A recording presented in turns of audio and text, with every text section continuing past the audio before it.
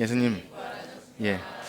오늘 예배는 온 세대 연합 예배로 우리 주일학교 아이들과 중고등부 친구들 다 같이 드려지고 있습니다. 그리고 오늘 성찬식까지 이어질 텐데요. 그래서 제가 말씀을 좀 짧게 할까 생각했는데, 오늘 새벽에 이렇게 그 성광교에서 예배 드리러 가는 아이들이 예배가 이렇게 빨리 끝났냐고 그러더라고요. 그래서 아이들도 괜찮겠구나 라는 생각이 듭니다. 그렇습니다. 오늘 사람의 몸을 입고 오신 하나님의 아들 예수 그리스도께서 우리의 모든 죄를 다 지시고 십자가에 죽으시고 3일 만에 부활하신 영광스럽고 복된 부활절입니다. 사랑하는 성도 여러분, 이 부활하신 예수님을 믿으십니까? 우린 다 그런 사람들이죠. 만약에 부활이 없다면 우리가 전하는 것도 헛것이요, 우리의 믿음도 헛것이요, 이 부활 신앙이 없다면 우리가 기독교인이라 말할 수 없기 때문에 사실 그걸 믿지 못한다면 교회로 모일 수 없는 것이죠. 그런데 우리가 예수님의 이 부활을 믿는다는 것 앞에서 우리가 이런 덫에 걸릴 수 있어요. 단순히 사람이 죽었다가 살아나는 신비한 이적, 그것, 육체가 부활하셨지만 내가 그것을 믿느냐 못 믿느냐 나에게 집중될 수 있기도 하다는 겁니다. 죄와 사망으로 지옥 갈 수밖에 없는 우리가 이제 그리스도의 죽음과 하나 되어 죄에 대하여 죽고 그리스도 예수 안에서 산 자, 즉 이 죽음과 부활이 잘 연결되지 않으면 나는 믿어, 나는 안 믿어, 그냥 거기에 그칠 수 있는 거예요. 나는 사람이 죽었다 살아나는 것을 믿어, 이 정도 미스테리한 그 정도 이야기는 아닌 거죠. 자, 그렇습니다. 우리가 이 땅에서 부활 신앙을 갖는다는 것, 예수님께서 내 죄를 위해서 십자가에서 죽으시고 나도 주님과 함께 연합해서 죄에 대하여 죽고 이제 예수님의 살으심과 함께 또 의에 대하여 하나님께 대한 산 자, 부활 소망을 가진, 그래서 이미 이 땅에서 구원받은 성도로 살아가는 것이고요. 그리고 장차 이 부활하신 예수님 첫 열매 되셔서 우리도 예수님처럼 영원한 하나님 나라에 그 영원로운 몸을 입고 들어가게 된다는 것, 그것이 바로 우리가 가진 부활 신앙인 줄 믿습니다. 그래서 우리 기독교회가 매주 이 주일을 정해서 함께 예배 드리는 것은 사실상 매주가 부활절인 거죠. 부활을 중심으로 우리는 이렇게 교회에 모입니다. 매주도 그렇고 또 1년에 한 번 절기를 정해서 이렇게 부활을 지킵니다. 여러분 어떠하십니까? 여러분 매주 예배에 나오실 때 예수님의 부활을 기억하며 나오고 계십니까? 그렇다면 그것이 기독교 신자인 것입니다. 나를 위해 죽으시고 부활하신 예수님. 그런데요, 우리가 이 부활을 믿는 것은요, 제가 여러분들에게 믿으십니까? 물어봤지만 우리가 할 수 있는 것이 아니죠. 우리는 그때 있지도 않았고 우리 성경을 보고 믿는 건데요. 그래서 우리가 할 수 있는 것, 누군가 엄청난 언변가가 설교를 제가 잘해서 여러분을 믿게 해드리는 것이 아닙니다. 설득되는 것도 아니에요. 여러분들이 이 부활 신앙을 가지고 있다는 것은 전적으로 하나님의 은혜 역사가 아니면 불가능한 것입니다. 그래서 부활하신 주님이 제자들을 찾아가셔서 여러 번 설득하고 찾아가고 성령을 받으라. 그렇게 성령으로, 말씀과 성령으로만 이 부활을 믿는 것이 가능한 것입니다. 그러므로 사랑하는 성도 여러분, 여러분이 이 부활 신앙을 가지고 계시다면 이 부활 신앙이 정말 무엇을 의미하는지 알고 그 부활을 믿고 있다면 정말 여러분들은 만세전에 고르고 뽑고 택한 하나님의 백성이 된 것을 믿으시길 축복합니다. 자, 그렇습니다. 한 사람이 부활 신앙을 갖는 것은요, 정말이지 인간의 힘으로는 불가능한 신비스럽고 미스테리한 일입니다. 우리 교회는 매일 성경 본문을 따라 마가복음을 쭉 봤는데요. 이제 마가복음이 오늘 마쳐졌습니다. 오늘 새벽에는 이 연합 새벽 예배를 드려서 함께 나누지 못했지만 오늘 이 본문이 마가복음 16장인데요. 이 부활의 아침을 다루는 그 장면을 보면 뭔가 좀 딱합니다. 제가 왜 이게 어려운 것이라고 말씀드렸는지를 알 수 있는데요. 우리 한번 그 부분을 읽도록 하겠습니다. 마가복음 16장 9절에서 14절 말씀을 한번 같이 읽도록 하겠습니다. 여러 절이 있으니까 한번 교독을 해볼게요. 제가 16장 9절 읽겠습니다. 예수께서 안식 후 첫날 이른 아침에 살아나신 후 전에 7 귀신을 쫓아내어 주신 막달라 마리아에게 먼저 보이시니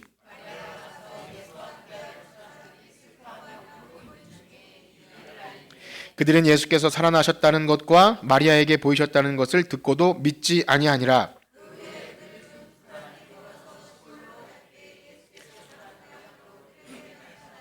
두 사람이 가서 남은 제자들에게 알리었으되 역시 믿지 아니하니라.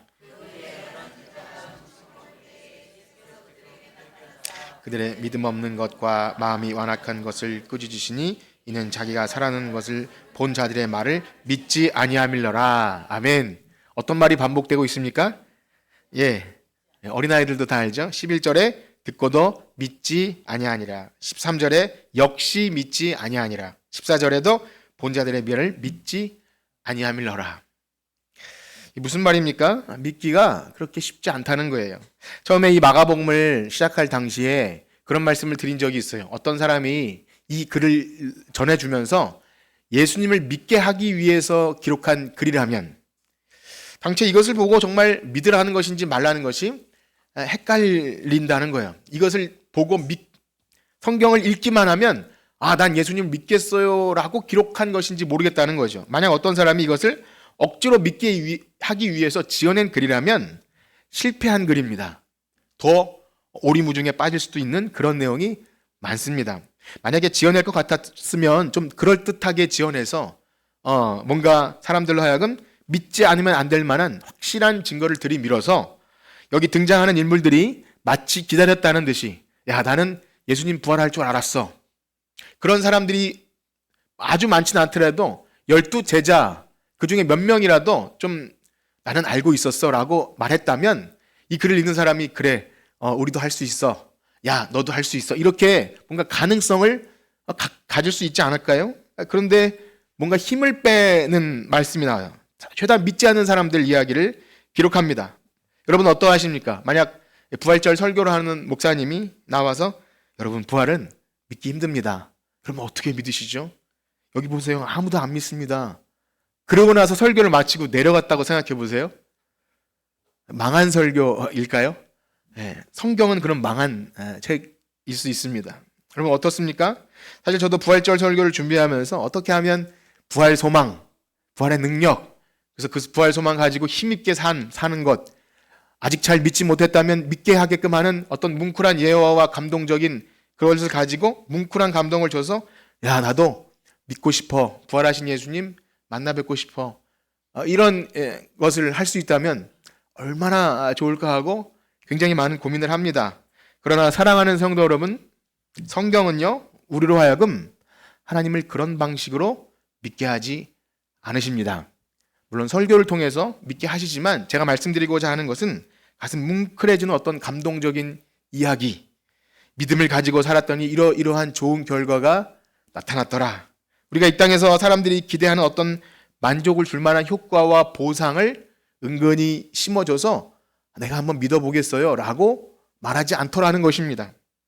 무엇보다 성경 말씀이 예수 그리스도께서 하나님의 아들 되심, 그분이 우리를 위하여 죽으시고 부활하셨다는 그것을 얘기할 때는 더더욱 이 핵심적인 얘기를 할 때는 이걸 보고 믿으라는 이야기인가 라고 할 정도로 참 딱한 이야기들을 성경에 기록합니다. 그 대표적인 것이 무엇입니까? 그것은 바로 우리가 예수님을 하나님의 아들이라 믿는 방식이죠. 바로 예수님의 죽음을 보고 하나님의 아들이라 어떻게 믿겠냐는 거예요. 사랑하는 성도 여러분, 죽음은 무엇입니까? 죽음? 여기 계신 분들은 한 번도 다 겪어보지 않으셨을 거예요. 겪었다면 끝난 거죠. 여기 안 계신 거예요. 죽음은 우리가 압니다. 끝이에요. 정말 힘들고 어려울 때 죽으면 끝난다고 생각하기에 죽는 건 아닙니까? 더 이상 아무것도 기대할 수 없는, 소망도 없는 시체. 누가 내 몸을 화장에 불태우던 토막을 내던 아무 의미가 없는, 죽으면 끝인 거죠. 그 시체. 성경은 그런데 그 시체, 죽음, 처참함, 비참함 이 얘기를 쭉 그려놓고 하나님의 아들을 믿게 하신다는 거예요. 그리고 그 죽음을 보고 믿지 못한다면 사실상 부활신앙을 갖는 것도 불가능한 것입니다. 어떻게 우격다짐으로 난 부활을 믿어라고 말했을 수 있어도 그건 무언가 이상한 다른 기대를 가지고 부활신앙을 가질 수 있다는 것입니다. 예를 들면 이런 거죠. 교회에서 말하는 부활, 그 부활의 능력, 소망. 저는 실제로 예수님이 제 말이 저는 예수님이 실제로 꼭 육체로 살아나지 않으셨어도 그 감동적인 이야기를 들으면 힘이 나요. 어떠세요? 이 이야기 굉장히 좀 뭔가 좀 뭉클하지 않나요? 이 세상에 살아가는 낙심하고 소망을 잃은 사람들에게 부활 이야기는, 이 대반전 이야기는 우리에게 큰 소망을 줍니다. 그래서 저는 그걸 믿어요 라고 말하면 그거 부활신앙일까요? 그렇지 않습니다. 실제 육체가, 시간 속에서 하나님의 아들이 살과 피를 가진 육체가 이 땅에 오셔서 우리와 같이 사셨고, 그 육체가 십자가에서 죽으셨고 그 육체로 부활하심을 믿지 않는다면 감동적인 이야기로는 그것이 부활신앙으로 연결되지 않고요, 믿는다 해도 그건 성경이 말하는 부활신앙이 아닙니다. 그렇습니다. 사랑하는 성도 여러분, 우리가 예수님이 하나님의 아들 되심을 어떻게 믿습니까? 예수님이 하나님의 아들이라는 걸 우리가 뭘 보고 믿습니까? 여러 가지로 말할 수 있어요. 성경을 보고 믿고 전도해서 믿고 말할 수 있지만, 예수님을 하나님의 아들이시며 우리의 구주라고 믿는 이유가, 생각해 보세요. 십자가에 힘없이 달려서 거기서 조롱받고 죽은 그 시체이기 때문에 하나님의 아들이라고 여러분 믿으시나요? 믿으시는지 안 믿으시는지 한번 생각을 해보세요. 대답은 안 하셔도 괜찮습니다. 제가 이 질문을 금요 기도회 때도 한번 드렸습니다. 이 질문이 함의하고 있는 것은 굉장히 중요합니다. 우리 신앙에 굉장히 중요한 질문인데요. 무엇입니까? 이 세상 어떤 누구도, 어떤 종교를 가지고 있는 사람도 내가 믿는 신이 처참하게 조롱당하고 나무에 달려서 시체가 되는 것을 보고, 야, 내가 저분은 믿을만해 라고 말하는 어떤 미친 사람이 있을까요? 없을까요? 없다는 거예요. 어떤 신이, 내가 그 신을 통해 기도 응답을 받고 능력을 체험하고 기대와 소망을 가지려고 하는데 그 신이 나무에 달려서 죽어버렸다면 그걸 보고 어떻게 하나님의 아들이라고 고백할 수 있습니까? 만약에 그렇게 말씀드리면 어떤 분 중에 그렇게 생각할 수도 있어요. 아, 맞습니다. 죽는 건 슬픈 이야기지만 그래도 예수님 부활하셨으니까, 그러니까 나는 예수님 하나님의 아들이라고 믿어요 라고 말씀하실 수도 있어요. 물론 그것도 완전히 틀렸다 말할 수는 없지만, 성경은요, 먼저 하나님의 아들이 십자가에서 온전히 버림받아서 처절하게 죽으시는 사건에 우리를 집중하게 합니다. 성경의 아주 긴 분량을 예수님이 입성하시고 매 맞으시고 조롱당하시고 어떻게 침뱉음 받고 그 로마 병정들이 왕놀이를 하면서 가시관 씌우고 엎드려서 절하면서, 야, 나에게 한번 하나님의 왕놀이 한번 해봐라, 이렇게 비참한 모든 과정을 다 기록하고 철저하게 버림받는 이 장면을 기록한 이유는 이 부활신앙과 죽으심에 대한 올바른 이해가 없이는 부활신앙이 불분명하다는 것입니다. 그렇습니다. 그리스도에 대한 죽음의 올바른 이해가 선행되지 않는 부활신앙은 사실상 그것이 맞는지 않는지 사실은 분별해야 합니다. 그렇습니다. 문제는 무엇입니까? 아무도 그런 죽는 하나님을 원치 않는다는 거예요. 제가 여러분들에게 물어봤지만 저는 그런 하나님 믿어요 라고 했지만, 실상 한번 생각해보면 그렇습니다. 사람들은 어떤 신을 기대하며 믿기를 원하죠? 엄청난 힘과 능력을 가지고 나의 인생의 문제를 해결해 주실 분, 억압 속에서 해방시켜주고 나의 자녀와 어떤 물질과 건강과 이런 모든 노후와 집 문제 등등을 기도하면 그래도 해결해 주실 분이라고 믿죠. 그렇게 기도하는 것이 나쁘다는 얘기가 아니라, 사람들이 바라는 신은 그거예요. 내 모든 소원을 이룬 것을 전제로 그런 능력 있는 어떤 대상을 만들어 놓습니다. 그리고 어찌 보면 부활신앙도 그렇게 포장될 수 있다는 것입니다. 이것은 예수님이 오셨던 그때만 그랬던 것이 아니라 지금 오늘 살아가는 우리들에게까지 인간 역사 속에서 계속 되어 왔던 신에 대한 요청입니다. 어떤 종교를 가질 때는 그런 요청이 반드시 있어야 하고 이상한 것이 아니죠. 당연한 기대 심리입니다. 하다못해 기독교라는 이름을 가지고 교회에 나와도 예수를 믿는 믿음이 바로 그것과 직결된다는 겁니다. 무엇입니까? 예수 믿었는데 뭐 더 나아진 거 있어요? 라고 묻는 거죠. 좀 더 웃은 말로 살림살이 좀 나아지셨습니까? 여러분 어때요? 누군가 여러분들에게 그렇게 혹 묻는 분들이 있습니까? 교회 나가는데 밥을 주냐 떡을 주냐 라고 묻는 것. 아니면 번쩍이는 어떤 환상이나 체험이라도 했냐? 부활하신 예수님을 혹은 꿈이라도 꿔서 만나봤냐? 라는 것. 그러면 내가 한번 믿어보겠다라고 할 수 있는 거죠. 그리고 그것이 이루어지면 믿어볼게.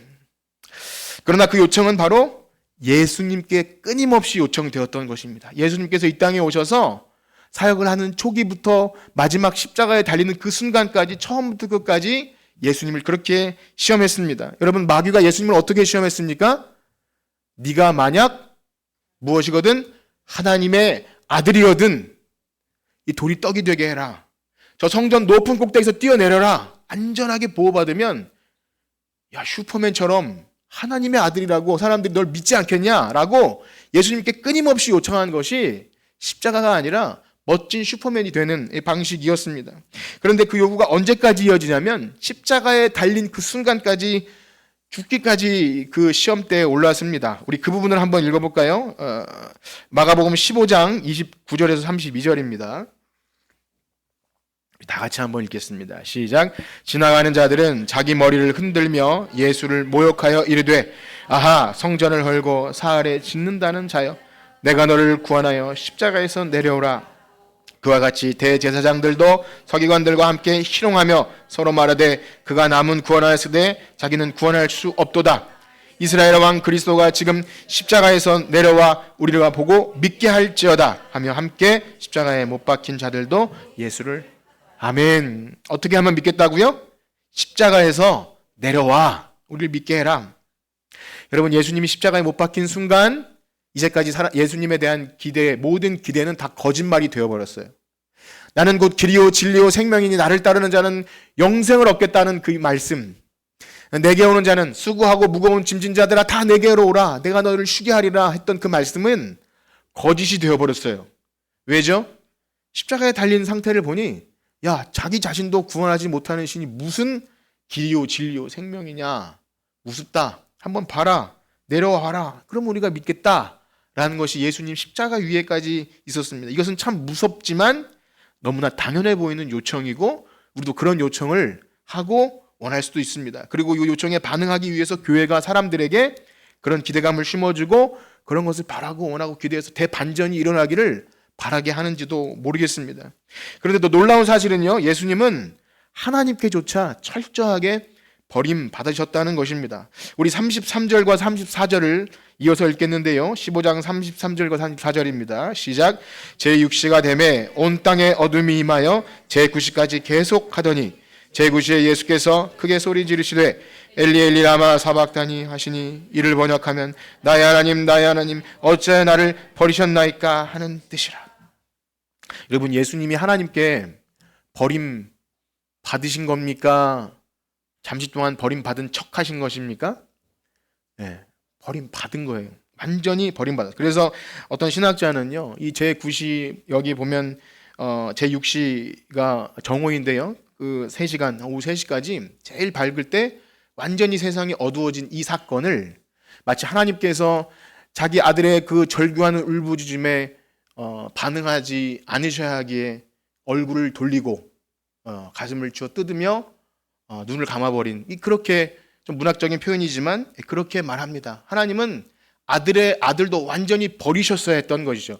그 죽음을 지나지 않으면 하나님의 구원 계획이 완성되지 않게 그 죽음의 의미를 분명하게 한 것입니다. 척한 것이 아니라 완전히 버리셨어요. 그러나 사랑하는 성도 여러분, 온 땅에 어둠이 임하고 하나님도 예수님을 버리고 완전히 철저히 버려주신 예수님을 보십시오.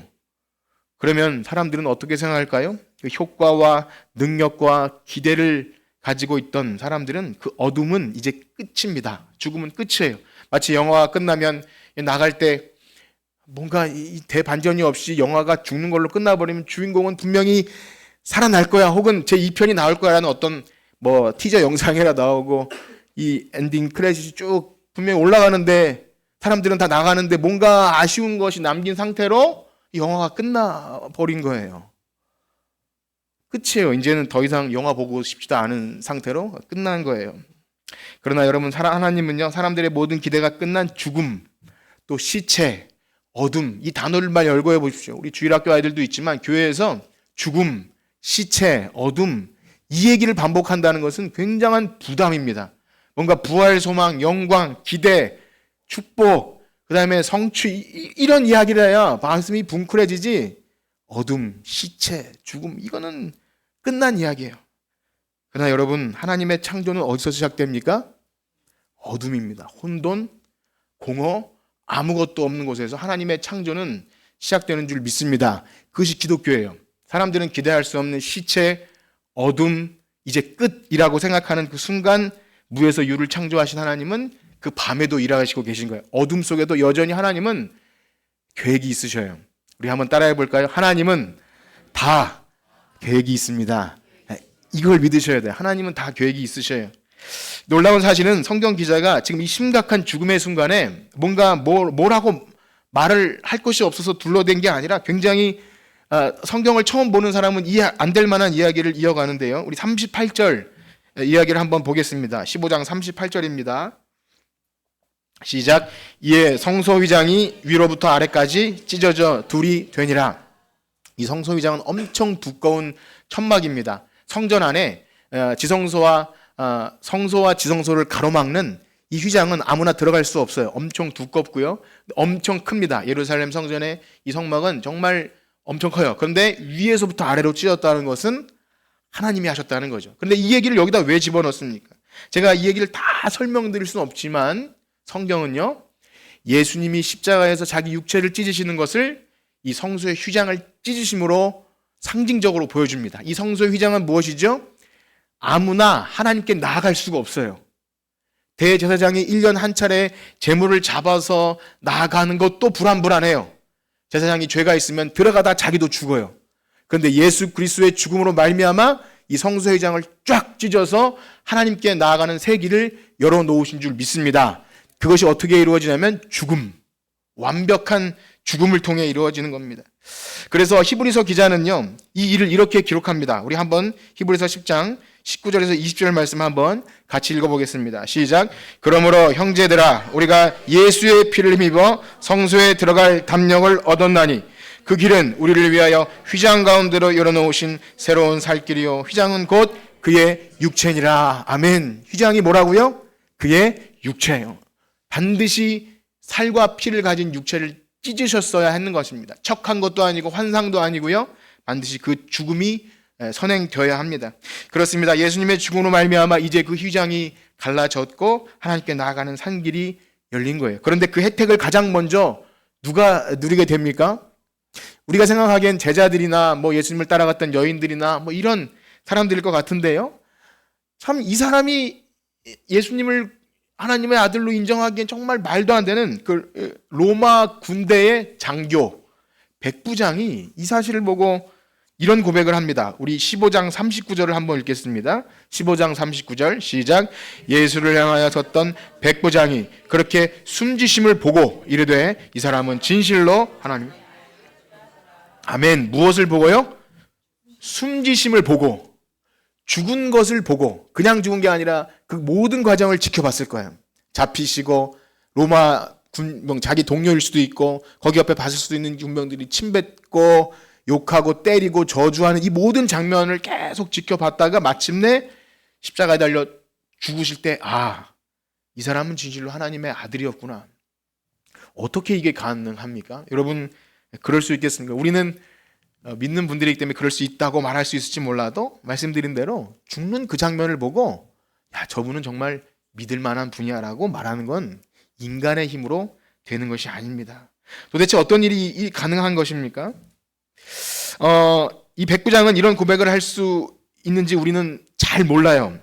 그런데요, 이 백부장이 이렇게 고백하는 것이 그날 어떤 하늘에서 신비한 계시가 내려와서 저분 하나님의 아들이구나, 이것을 믿게 했다고 생각하지 않습니다. 이 백부장은 분명히 예수님을 알았고요. 예수님이 평소에 무슨 말을 하는지 알고 있었고 그분이 누구신지에 대한 관심이 있었던 거예요. 그러니까 쭉 지켜봐왔던 것입니다. 즉 무엇입니까? 말씀을 들어야 합니다. 그가 무슨 말을 하는지, 그리고 그 말이 무엇인지 의미를 알아야 합니다. 우리가 부활신앙을 얘기하기에 앞서서 성경이 무엇을 말하는지 알아야 합니다. 그리고 과연 그분이 구약에서 말씀하신 메시아가 맞다면 그 말씀대로 되실 것이라는 것을 알았습니다. 예수님이 가장 많이 말씀하신 것, 마가복음의 핵심 구절 한번 읽어볼까요? 마가복음 10장 45절 우리 다 같이 읽어봅시다. 시작. 인자가 온 것은 섬김을 받으려 함이 아니라 도리어 섬기려 하고 자기 목숨을 많은 사람의 대성. 아멘. 인자는 무엇을 뜻합니까? 바로 하나님의 아들, 하나님이 보내신 예수 그리스도, 바로 메시아입니다. 수없이 많은 구약 성경은 시편과 또 모세의 글과 이사야 모든 그 글에는 하나님이 보내실 선지자를 고난받는 종으로 그립니다. 그는 아무런 풍채도 없고 연한 순과 같아서 모든 질고를 받는, 또 시편의 22편이나 69편 모두 그 십자가에 달려 고통받는 메시아를 다 그려놓습니다. 즉 조금이라도 성경을 읽고 관심이 있다면 어떻게 하나님의 아들이심을 믿어야 할지 그는 알았던 겁니다. 즉 예수님이 사람들로 하여금 자신을 하나님의 아들로 믿게 한 방법, 예수님께서 저 사람들이 나를 믿게 하는 방법은 십자가 내려오는 방식이 아니라, 못을 뽑아버리고 십자가를 부러뜨리고 멋지게 내려오는 방식이 아니라 그 위에서 죽는 거예요. 그것도 비참하게 죽는 방식으로 그분이 하나님의 아들이시구나를 믿게 하신다는 겁니다. 여러분 그것을 믿으십니까? 이것이 기독교예요. 우리가 예수님을 하나님의 아들이라고 고백하는 이유가 여기 있는 것입니다. 그러니 예수님의 십자가의 죽음은 그분이 바로 하나님의 아들 되심의 가장 큰 확실한 강력한 증거가 되어야 합니다. 다른 어떤 증거가 되어서도 안 됩니다. 이것이 전제되어야 예수 그리스도의 부활 소망이 어떤 것인지 더 확실합니다. 그렇습니다. 예수님의 그 순종의 십자가, 이 죽으심에 관한 의미를 우린 잘 묵상해야 합니다. 그런데 오늘 여기서 주목해야 될 사실은요, 이 예수 그리스도의 죽으심, 그래서 성소회장이 찢어지고 그 다음에 방금 읽은 대로 그 하나님의 아들이라고 믿고 고백한 그 자의 사건을 마가는 이렇게 두 개를 엮어놓고 있다는 거예요. 예수 그리스도의 죽으심과 어떤 한 이방인이 그를 하나님의 아들로 인정하는 중요한 이 고백을 묶어놓는다는 거죠. 그렇습니다. 예수님이 하나님의 아들 되심은 자신의 손과 발에 목을 다 뽑아버리고 십자가에 내려오는 방식이 아닌 죽으심으로, 성소의 휘장을 찢음으로 하나님의 아들 되심, 이걸 기억하십시오. 그가 어떻게 하나님의 아들 되심이냐면 죽으시는 방식, 그리고 그렇게 할 때 이방인이 예수 그리스도를 하나님의 아들이라 인정하는 것, 이게 바로 화목이죠.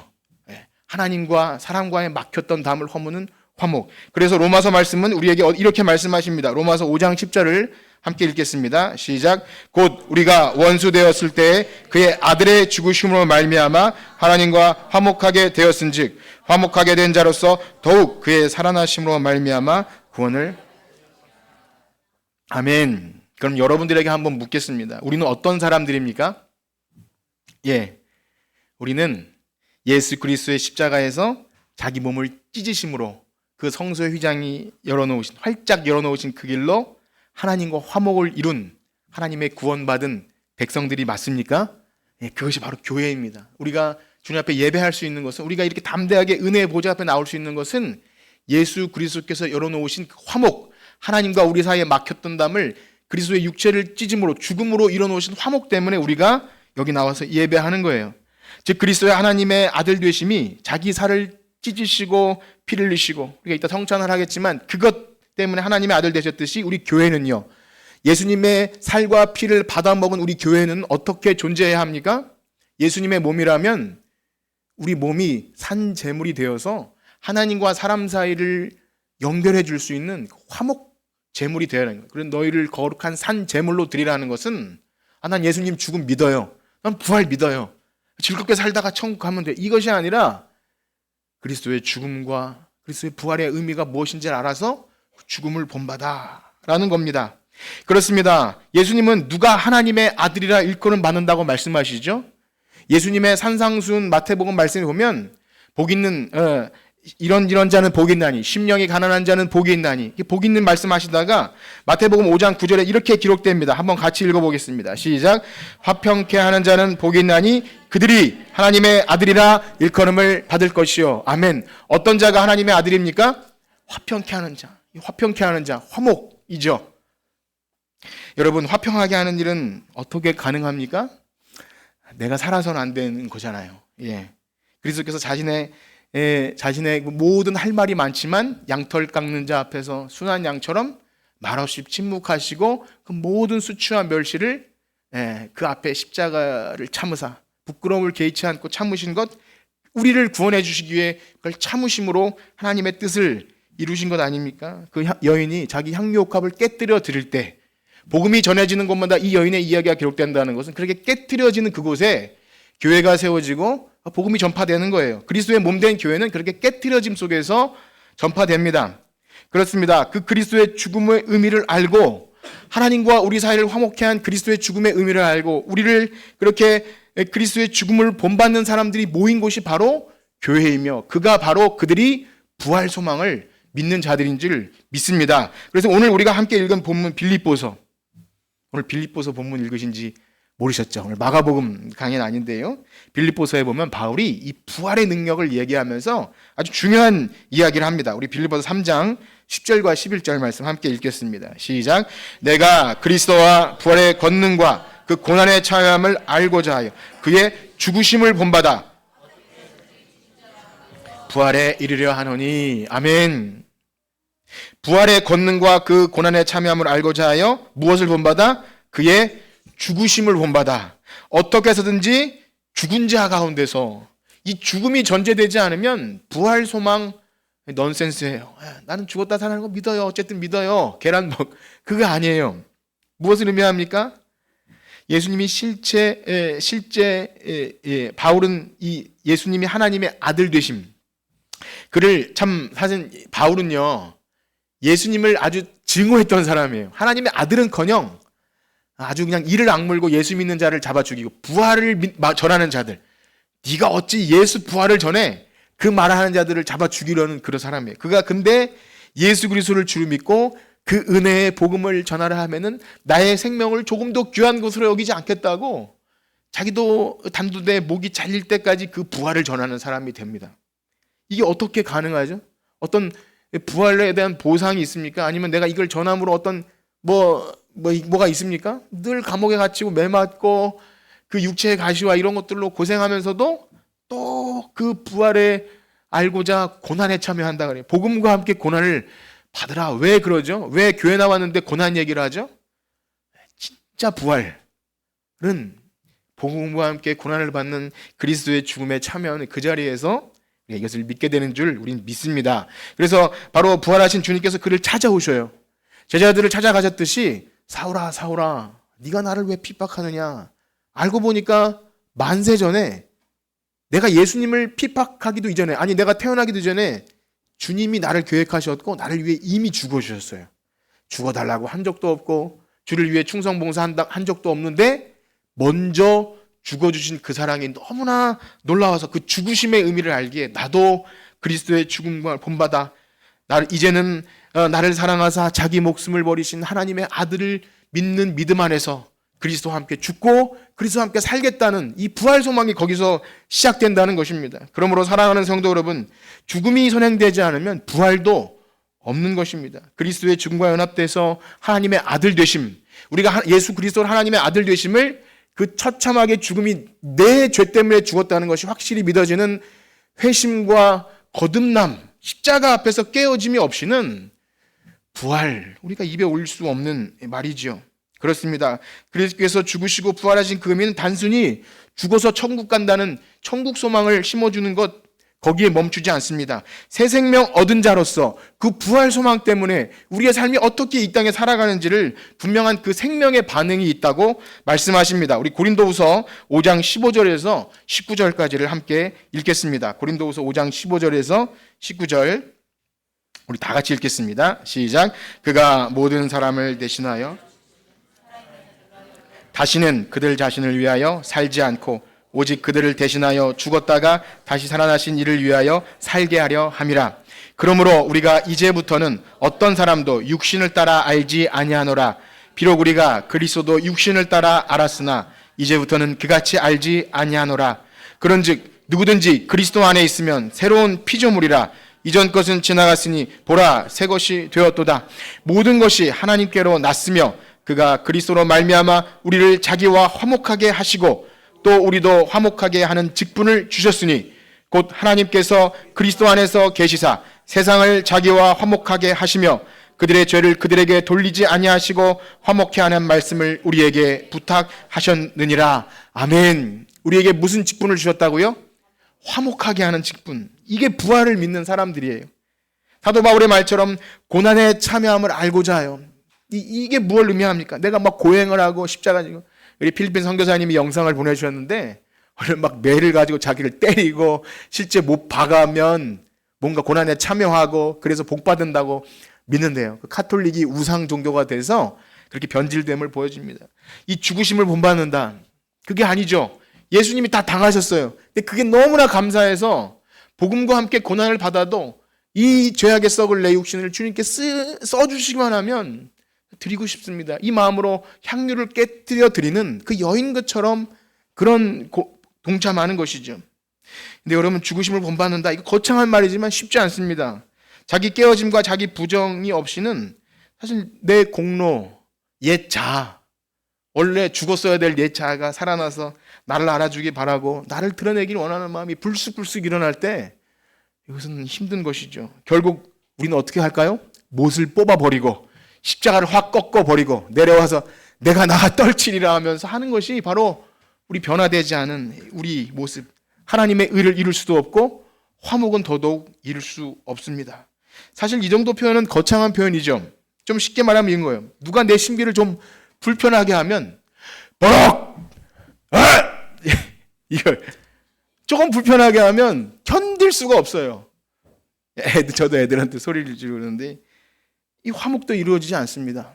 나를 이렇게 섭섭하게 이 십자가 앞에서 죽음, 부활도 없는 겁니다. 이건 신앙이 아닙니다. 베드로가 버럭하면서 칼 들고 힘들 때 예수님이 어떻게 하셨죠? 칼을 집어넣어라. 칼로 흥한 자는 칼로 망한다. 왜 그렇게 하십니까? 십자가로 칼로 이길 것 같으면 예수님이 그렇게 하셨어요. 12형이 더 되는 천사를 데리고 와서 하셨어요. 그런데 왜 죽으십니까?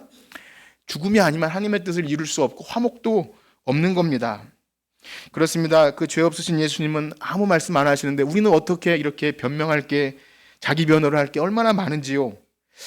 우리는 어떻게 부활신앙을 갖게 됩니까? 이 그리스도의 십자가, 죄와 허물로 죽은 우리를 살리시기 위해 자신을 다 내어주신 그 죽음의 의미를 바로 알아야, 그리고 우리가 그 그리스도의 죽음의 의미를 본받기 원하는 마음으로 주님 그리스도와 함께 죽고 주님과 함께 살길 원합니다. 이 소망이 없이는 부활신앙이 있습니다, 난 죽어서 천국 갑니다, 이렇게 연결되는 것은 어려운 일입니다.